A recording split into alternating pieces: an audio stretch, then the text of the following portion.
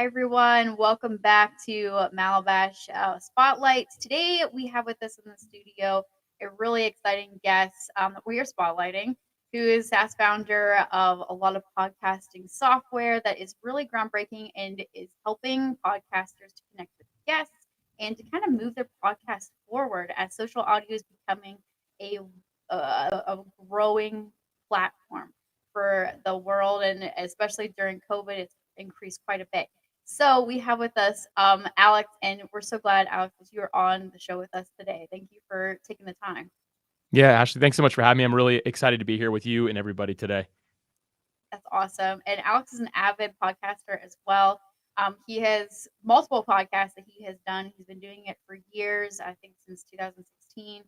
So he's had a lot of experience, and a lot of that comes into play with his software that he has produced or created, produced as well. So I'm really excited to kind of learn the behind the scenes, what kind of got you started and interested. I've heard some of the stories, but I'm going to open the floor to what was the driving force behind your podcast, and then we can kind of go into what kind of created you to form all these platforms and what was the basically groundbreaking ideas for that. So, Alex, you go for it. The Sure. floor is yours. Yeah, thanks, Ashley. First, I want to say that you're my favorite kind of host because you're actually somebody who's curious. Like, you didn't just have me on the show because it was like the right thing to do. Like, not that there is a right reason to necessarily. Like, you having me on the show because you're like actually curious and you believe that it'll also benefit others. So, absolutely my favorite kind of host. I jump on about 200 last year at least. I jumped on about 200 different shows as a guest. So it's just really cool to find like someone that's my favorite type. So thank you. Glad you're here. And thank you for having me, of course. Yeah. So yeah, like a little bit about like my past with podcasting. When I first, I'll just mention this one like really briefly. But my first podcast was actually part of a Christian multi-author blog. So I started a blog many years ago, and someone's like, "Hey, you should do some audio too." So I was like, "All right." So I started a podcast just for fun with it, and that blog grew a lot, and so did that podcast. And then actually had the opportunity to sell that whole brand all together, if you will. And so that was a cool experience for me. But that's kind of how I got my start in podcasting. But the podcast that really got me into software and things like that was the show that I think that we'll talk about more today, just because it makes more sense for everybody who's tuning in, listening. And it was originally called Creating a Brand. And so I launched this show, Creating a Brand, because I was interested in doing that for myself. At that point in my life, I had been at an aerospace organization for about 13 years. Oh, wow. And at about year 10, I decided, you know what? I don't think I want to do this forever. Like, I think I actually want to move on to something else. Now, and don't get me wrong, I loved the aerospace industry. Like, till the last day I was there, I gave 110%. Actually, like my last day there, like was like so bittersweet. Like walking out the door was like a sad moment for me. But I believe in like ending one season the way that you want the next one to begin. So like my last year there was my best year I ever had. Like I crushed it. So I did really good. But at year 10, I just realized that like I don't want to do this forever. And I want to start something of my own. So for about 2 years, because there's a gap there, right? 10 years is when I decided, and 15 years when I actually left. About 2 years in, I just kept on having like failed attempt after failed attempt. And again, I was really focused on the job, but I was doing all these little side hustles to see if anything would work. And I was like, man, I thought I was good at business. Apparently I'm not. Like, it just wasn't working. And that's what made me decide to start the podcast. I'm like, well, what I'm going to do is I'm going to be a curious host, like you are.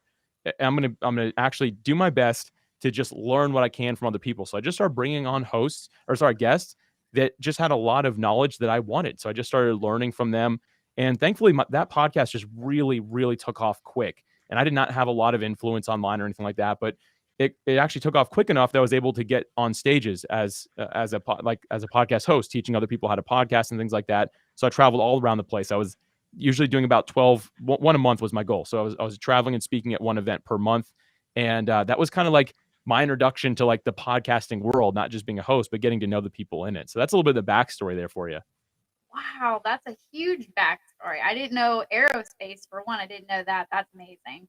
I And should give you a disclaimer real quick, Ashley. Sorry, I gotta jump in there. I was not an astronaut, skydiver, or fighter pilot. I worked behind a computer like most people in that industry. So, oh man, I was like, you almost knew an actual space nut. nope. Sorry, I got nothing for you. Oh, that's okay. But still, I mean, like that's a huge industry jump from and then go into podcasting and go into that different world as far as that goes, into completely different fields, and Yeah. the whole I appreciate what you said about, the business and feeling like you're not making it. And, starting the podcast is kind of like a really great way of promoting yourself basically. And a lot of people have kind of come to realize like that's a really huge thing. That's using newsletters, and I guess what I've been doing a lot of research recently, where newsletters, podcasts, and shows kind of helps get your business out there because it makes you valuable and valuable to your audience. So that's really cool to hear you say that. Yeah. It's just one of the vehicles. Like podcasting isn't like, this sounds weird to say as a podcaster myself, but it's not like the single greatest thing in the world. It's just the vehicle that's worked really well for me. And I just kind of fell in love with the people in the industry that make up the podcast hosts and guests. Like it's just a really abundance like mindset is like the big thing I find in this industry. So it's just been the great vehicle for me. And I'm just happy to be part of it and be able to serve it. That's so cool, and you're just a great energy too for a guest.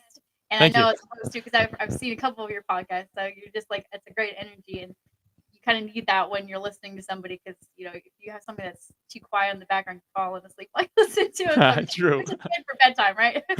Right. That's funny. Yeah.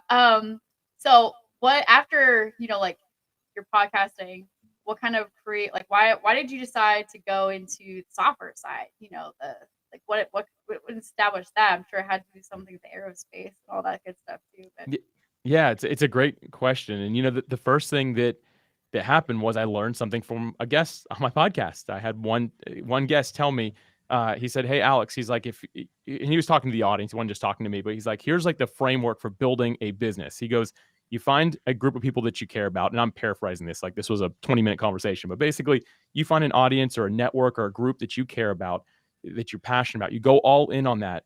You talk to them, find out what they're struggling with, and then you create a solution to fix that problem that they're having.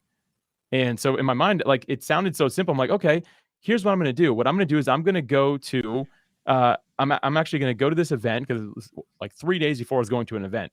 So I went to that event and I was speaking and I told my wife, I said, hey, when I get off stage, people will line up to talk to me. And that's just, people are just being nice, right? Like it doesn't matter if you're a good or bad speaker. People are just going to, they want to talk to you. And mostly just to encourage you and stuff like that. But there's about 2,000 people this event. And when I got off stage, there was about 100 people that lined up that said the exact same thing, which I found really interesting. They said, I'm having trouble finding ideal guests for my show, like having trouble finding ideal guests. And while I was at that event, like I even talked to some other people that were not podcasters. They were people that just released a book and they were saying, man, I really wish I could find the right podcast host here. There's 2,000, but I can't find the right ones. yeah. And the funny thing is it didn't really click for me. Like I went home just like, okay, I found a problem. What the heck do I do with that? Right. Like I now know like the hosts need help finding guests. Like, what do I do with that? And that's kind of like where it all began. And like at that point, I remember I was at home about a week after the event and I was like out, the world had shut down at this point. This was 2020. So it was like March 2020. Like that event was literally the week before the whole world shut down, I feel like. Um, and I'm in Florida. So it's like the last place in the world to shut down. So we were a little late to that game. But anyway, I was on my back porch working out because that's what I had at that point. I was like swinging a kettlebell. And like at that point, like I can remember like it, not the kettlebell, but like the idea finally hit me. Like it just like hit me. I put down the kettlebell. I ran inside to like my whiteboards, which are right behind where we're recording right now, and just whiteboard the whole idea out. I'm like, what if we just connected people automatically, like dating apps connect guys and girls for dates, right? Like they connect people and they get them together. Like, can we somehow do that for a guest and a host so they can get an interview? And that was the idea. And I'll tell you what, like I wrote it all up and I was like, this is it. Like this is the solution to the problem that the people I care about are having. And that's kind of how the whole thing for Podmatch came into be. That's amazing. And that's I know how we connected on Podmatch, and I've actually used that platform to find some of the guests on my two different podcasts that I have, and it's really awesome because you put in what you're looking for, or what your podcast is basically about, and then you get matched with people, and you can upgrade to get more matches, or you can go and search people and reach out to them, message them, set up a time to do like a pre-interview. It's a really fantastic idea because a lot of podcasts, that is their bread and butter to have guests and to have good quality guests. And so the process of reaching out to them and trying to get them on your show and all that process is exhausting. So you just created a huge cut to all that work that so many podcasters and show hosts have to do. And your platform is growing extremely fast from what I've been watching, anyways. And it's also been mentioned. You've been mentioned in Forbes, which is huge. I mean, that's everybody's every business owner's dream. Right. Yeah, yeah. It was So, mine for a long time too, and then it happened without me knowing it. Somebody, like, randomly told me. I was like, "What?" I'm like, "In wow, Forbes? Since when?"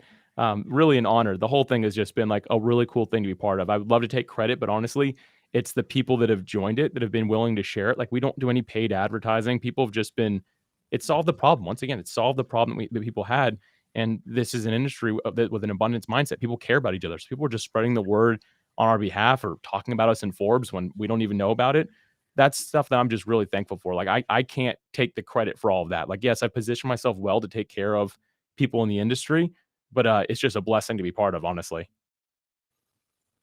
yeah, that's really true. And I love how you filled, you found the gap and you filled it and, did a really great job in it and you're seeing the results. So, Hmm. and now you've created, so PodPro is your mother over your platforms basically that you created. And you guys have come out with podcast SOP. So what was kind of the reason behind that? You've got the guests that you're matching and podcast SOP kind of follows off of that. So what was your creative mindset behind that process? Yeah. So, going back to the original reason I created Podmatcher, like how I figured out I just found the problem and created a solution for it. Well, one thing I noticed early on with Podmatch is a lot of hosts were leaving after like 4 months. Mhm. And like 3, 4, like it was all different. That's like maybe just when I noticed it. But I started reaching out to some because I'm like, I got to find out what's wrong with the platform. Like there must be a reason that they don't enjoy it. Like what's going on? So I kept on reaching out and I learned something that was it made me happy, kind of, and sad at the same time. Made me happy because they weren't leaving the platform, they were leaving podcasting. So I was excited to know, okay, it's not a problem with our software, but why are you stopping podcasting? And it was always like, man, I heard a lot of things. It's like, so I started talking to people. I think I talked to almost 1,000, actually just over 1,000 different people that had stopped their show to figure out like why, like what had happened, and identified a few key things. I mean, the main one being, of course, like the monetization. People want to be able to make money with it, and that's not always a realistic expectation. There's a little bit more work to go in that goes into it than maybe people think. And if they don't Mhm. have the proper why for podcasting in the first place aligned with the dollar amount, people will leave.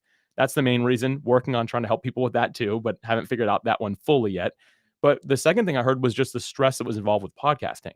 So like I wanted to drill down like, well, why is podcasting stressful? Like you can't just say it's stressful because it's not for all of us. Like what makes it stressful? And what I narrowed it down to was a lack of systems and processes that each person had.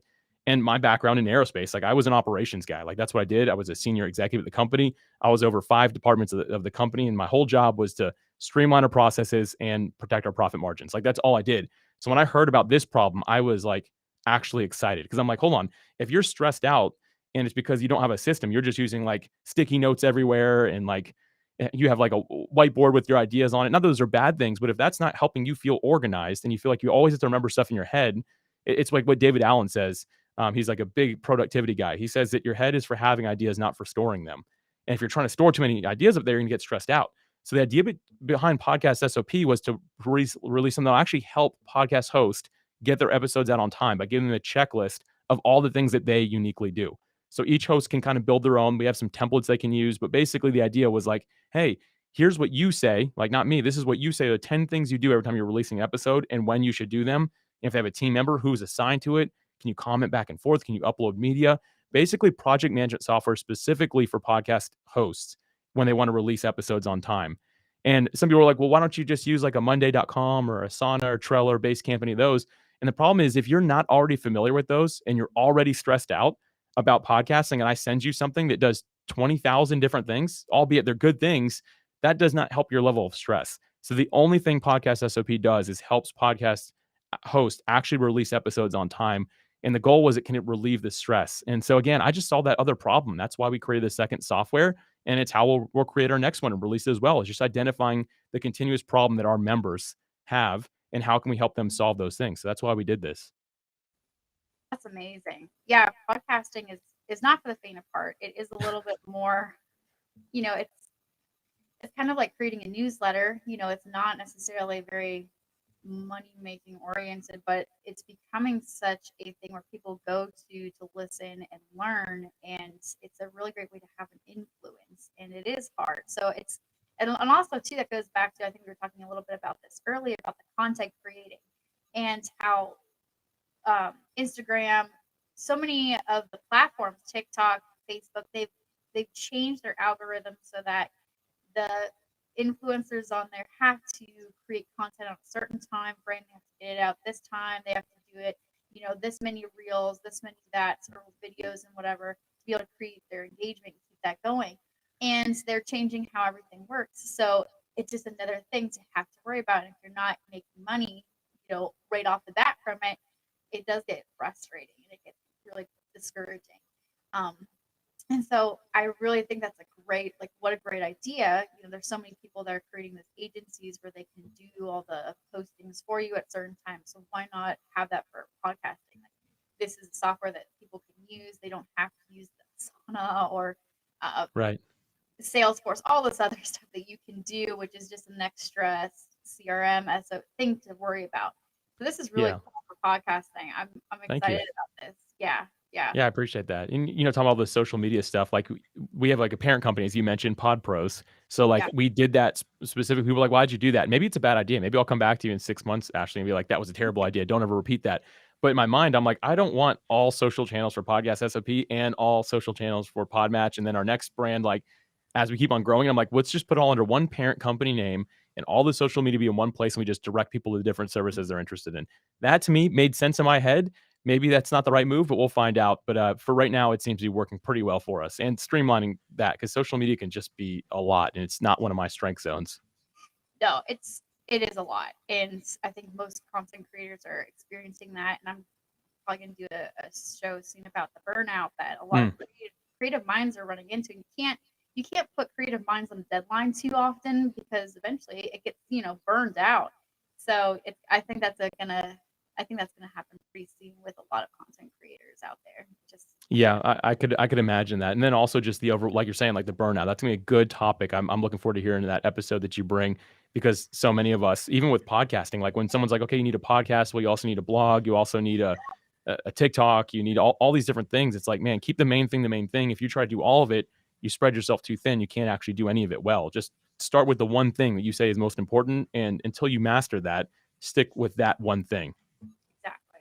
Yeah, I was thinking back today, even Hollywood, professionals and people that are in the Hollywood mindset that go to their auditions and movies and stuff, they go through a lot of the burnout processes, and they don't have to necessarily always be at quite the level as well. They're getting up there at the same level as influencers, or almost on that same level where they have to be in that spotlight 24/7. And so it does create a lot of backgrounds, things that are gonna probably we'll start seeing here pretty soon. So yeah, that'll be interesting. But It anyways, will. back to you.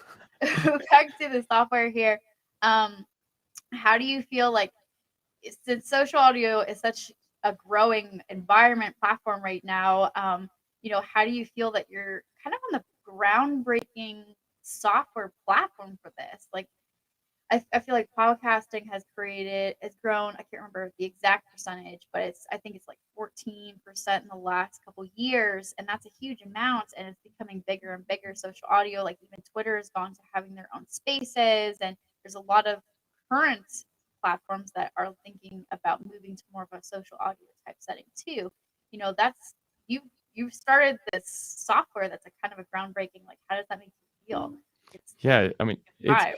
it's kind of like it's a little surreal. Like it's just it's kind of, again, like I can't take a lot of credit for, like, my timing was not had nothing to do with me. Like this is just when I had the idea. But if you think about it, like one of the reasons podcasting now is starting to grow, and you're seeing all these other service companies, like they cover all elements of podcasting.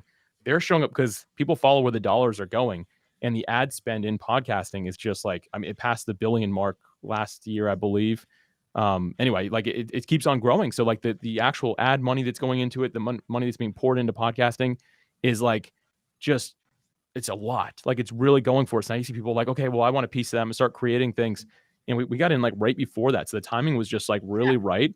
But again, it is cool because for me, like I don't mean to sound like weird by saying this, because most founders wouldn't say this, but I don't necessarily care about the money. Like I need it to live. Like I've got to eat and things like that. That's great. And sure, I want to create wealth for my family, but my main focus, like forget all those things. My main focus is how can we help independent voices get heard through podcasting? Like that is my absolutely that's what keeps me up at night. It's what helps me sleep well at night when I know I'm doing that, right? Like how can I continue to help these independent voices get heard? And I believe that podcasting is really like the last true line of independent voices getting heard exactly how they are. It's part of the decentralized web because it uses RSS. Like that's what podcasting uses. So like if Apple's like, hey, you can't say that, we're going to shut you down. It doesn't really matter. There's hundreds and thousands of other places you can find that exact same piece of content. Like there's no like you have to listen to it here unless you have like an exclusive with Spotify, which I'm not a huge fan of. But the thing is, like anybody can share exactly what they're thinking and feeling. And I really like that because I think it's important that we hear the true, authentic voice of the independent individual because I think that's how we can stay in touch with like where the world's at, not so much like the more agenda seeking type of content. And I'm not trying to get into politics and stuff like that, but you know, like on TV, you're only going to hear what fits kind of the mold of where the world's going. And on social media, you're going to get really shut down if you're talking about something other than that, right? I saw that firsthand with one of my businesses I had on there. Like in 1 month, we went from like huge exposure to almost none. And when I was like trying to figure out what was wrong, basically I finally got a hold of somebody at Facebook and they're like, it's just not the agenda we're pushing anymore. Like we can't show people your content. Like it's the wrong direction we want the world to go in. And they're Yeah. big enough that they can actually make that move. But I like podcasting because it's the opposite of that. Little rant there. Sorry, Ashley, and sorry everybody, but like that's just what I'm No, passionate about. no, I love that. It's very true. And I think um, you couldn't have said that better. The way the big mainstream everything can be directed, just whatever, whoever's going to pay for it and buy it out, basically. And I think we've gotten to see that really well over the last 2 years. And podcasting, you're so right. It's the individual voice. People can come out and talk about whatever they're feeling or whatever they believe is correct and all that stuff. Like that is a great way to have that American voice or have that Right. any voice to be able to have a platform on, basically. And it's okay, it's your viewpoint and to actually know what's really going on, things like that. And I think we saw this a little bit with TikTok where people got to have that connection with what really goes on in the world and what really goes on behind people's, the facade that you see so much of, or what is on TV and what TV is telling us first, and until it got stopped a little bit. But yeah, I definitely agree with you on that. I think it's a really great, and you're an awesome content creator and designer because you actually care about the people behind it. You're not Mm-hmm. just there for the money. And that's what makes you a step above probably most business owners and stuff. Because yes, you do have to make money. Everybody needs it to run, but if you are putting your client first, you're ultimately going to get to your end goal and be able to help out everybody in the process. And that's just a huge, I mean, we need more people like that in the world. I Frankly. agree. You know, I always I write this down every day. Like I have a journal sitting like I don't have my phone in arm's reach. I don't my phone's like in another room, but I have a journal that's next to me. I write on it every day. And something that I write down is that Alex Sanfilippo seeks to be a person of value, not a person of profit. I Mm, believe that when we add value to other people's lives, that profit eventually follows. And maybe it doesn't. But at the end of the day, I'm more interested in adding value to people. And if I can do that, then I believe I've done my job. And it's never failed me before. Some people will be like, that sounds so cheesy, man. Like you got to go after the money. I've always found if I just focus on the value, the money seems to follow. And I've, again, never had that fail me. Don't know if there's any science behind that. Maybe it sounds too crazy to people, but for me, that's what I've based my life on. And I'm going to continue doing that. So I'm just looking at the areas I'm most passionate about, which right now is podcasting. Maybe it won't be always, but right now, that's where I'm interested. And I'm just going to do my best to add value to the people that are in this space every chance I possibly get. yeah. No, I think that's so amazing. Thank you so much for sharing that, Alex. I really Yeah, appreciate that. for And sure. like to piggyback off of that, what are some things that you've learned from the process that you would love to share with other people that are getting into that? You told us a little bit about, or some things you didn't expect, or there's always that, right? But just stuff that Oh, you yeah. would want to share with those who are coming up behind you that are looking to you as a role model. Yeah. Thank you for that. This is a really insightful question. I'm glad that you asked this one. This is interesting to be able to talk about. No one ever asks stuff like this. So thank you for that. The first thing I learned is when it comes to software, like don't the old build it and they will come mentality is not right. It needs to be bring the people first, then build it, which Hmm. sounds really weird. But at the end of the day, what you want to do first is just prove the concept. And some we do this with all types of content. Like we want to make sure that before we start building something, put our time into it, that it's actually hitting the mark. Is it actually helping the right people? Is it actually working the way they want it to? And a way to do that in software, because you need something, right? Is to do what's just called developing an MVP, minimum viable product, like absolutely bare bones what you can do. And so when we launched Podmatch, we launched it basically it was text only. There was no logo. And I launched it with 100 people that I met at that event. I just asked them for their contact information. I got it from them, said, here it is. Tell me, does it work? And sure, I got some people being like, wow, it's really slow. And they're like, wow, you should get a logo, or like, could you put any more text on a single page? Like I got those type of comments, but I just went back to them like, does it work? Is it doing what you want it to do? Maybe not at the level you want it to, but is it doing what you want it to do? And we were able to actually verify the fact that yes, we're on the right track. So once you do something like that, then you want to focus on continuous improvement. So again, like anything that you're going to do, even with a podcast, get the idea out there. Start a website, a blog, anything. Get the idea out there. And a friend of mine named Chris Kermitzos, who's big in the podcasting space, he calls it starting ugly. He has a book called Starting Ugly, which literally means make it ugly, get it out there, and just see what happens with it. If it sticks, you can focus on that continuous improvement. So for us, like we don't have the prettiest, most polished product yet, but I'm telling you what, it's doing what people want it to do. And as long as it does what people want to do, then we focus on polishing it up, making it look nicer. Like, at the end of the day, if you have like a, like if you buy I think it's maybe it's Lexus or something like that, they put like the bow on the car around Christmas time. It's a nice car. It runs really well. So that bow is like beautiful on it. If I put that same bow on a car that like doesn't run and has problems, doesn't matter. You can wrap it up and make it as pretty as you want. If it doesn't work, it doesn't work. Like it's got to work first. So the only reason that whole bow concept works is you're like, oh shoot, it's a Mercedes. It's going to run great. Mm-hmm. So, and many people, unfortunately, we get in this mindset of comparing our day one to someone else's year 20. So like you look at somebody else and you're like, man, they have got such good social media. Their branding is beautiful. Their website is stunning. I need all of that. Then I can start doing what they're doing. It's absolutely the opposite. You've got to start doing the things that you can add value with, and then focus on that continuous improvement. So it's a little bit of another rant there. Sorry about that. But that's a big lesson that I've had to learn. And I have to continuously remind myself to not become a perfectionist, but instead focus on just getting it out there for people and getting my creative work out to the world as fast as I can, and then focusing on improving it. That's probably my biggest lesson learned. And I'm telling you what, if I would have known that before starting anything else, I would be a lot further along today. But now I know the importance of just getting out there as fast as you possibly can. Yeah, no, I really appreciate you saying that. And I can tell you're very passionate about it. And that's something that so many people need to hear. Like, because you have that, I need to be as good as the Joneses kind of mindset, right? And you can't, especially since you're starting out, you don't have the budget, you don't have the rapport, whatever, comes along the way, right? So you need to get your idea there, especially for development of the web or any kind of application. If you've thought of it, more than likely thousands of other people have. So who's going to get there first? And I think that's one of the things that Apple and Microsoft go back and forth about, right?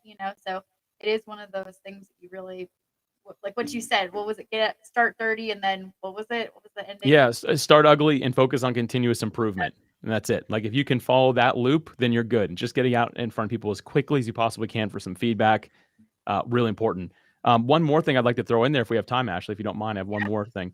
Okay, it's to ask better questions. I have a friend, Rob Fitzpatrick, and he has a book called The Mom Test. And before I read this book, I asked the worst questions. I basically put something in front of somebody like you, Ashley, and be like, Ashley, what do you think? Do you think it's good? Like, what are your thoughts on it? And I would write down what you say. The problem is I didn't ask you a question that was very good because I don't really leave room. If you like me, you're not going to want to break my heart. So you're gonna be like, yeah, it's cool. It's pretty good. Like, it's all right. Like at worst, you're going to say that. But again, going back to the mom test, Rob says you need to ask questions that are so good that your mom couldn't even lie to you about it.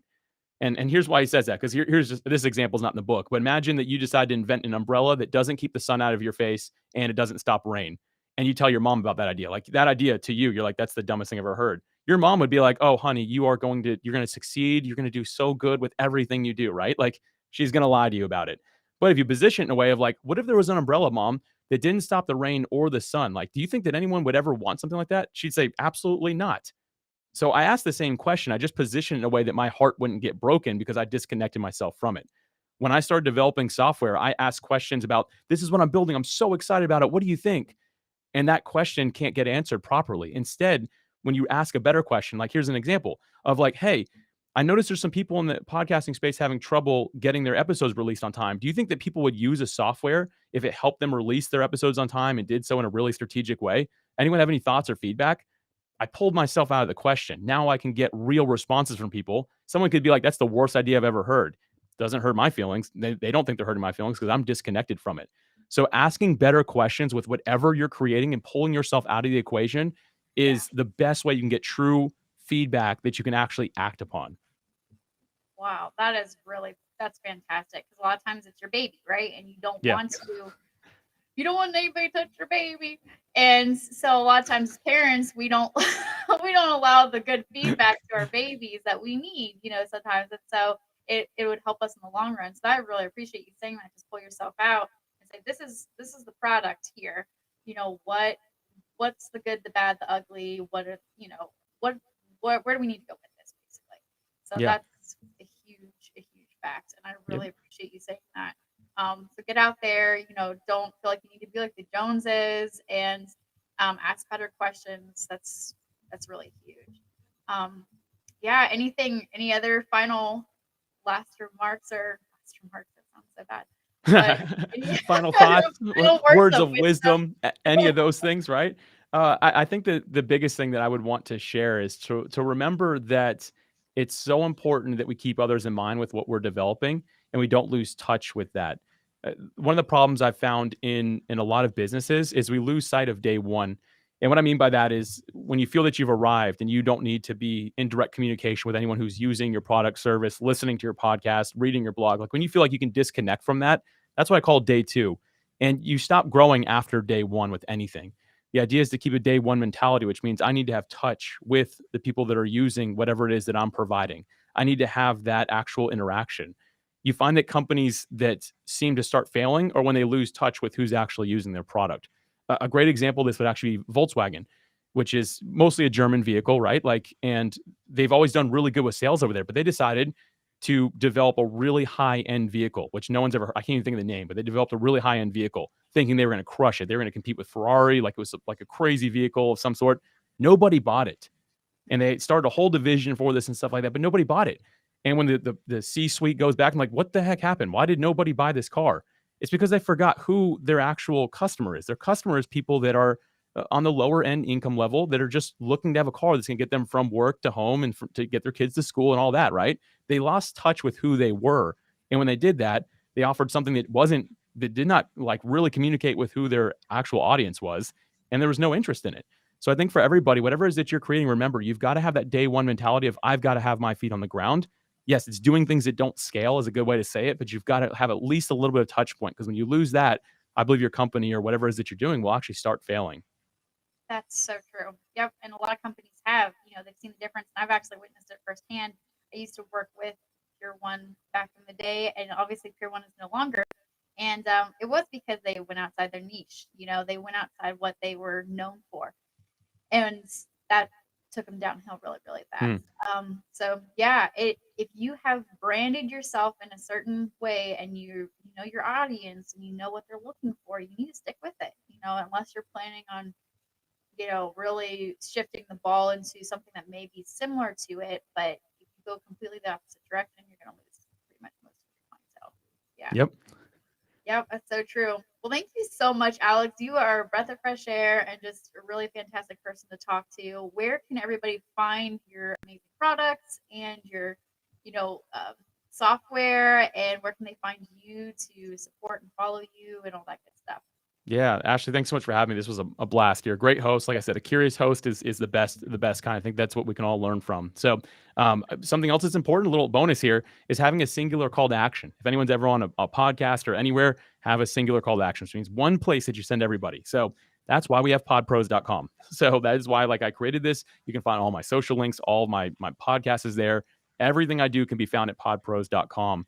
And so that's where I am sending everybody today. And Ashley, thank you again. Honestly, I think that your audience is in really good hands with you. So just keep on doing what you're doing. I think it's really incredible how you're serving the world here.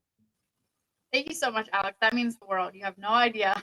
Sometimes it's a lonely world out there, and it's good to hear from somebody who's gone before and got that great experience. So thank you so much, and everybody, thanks so much for Alex joining. Please definitely go and check out the software. It's amazing. It's absolutely a lifesaver, especially if you've got your own podcast and need guests. Podmatch is quite amazing. So definitely go and check out podpros.com. You will not be sorry. And we will see you next time back here at Malibash Media. Take care, everybody.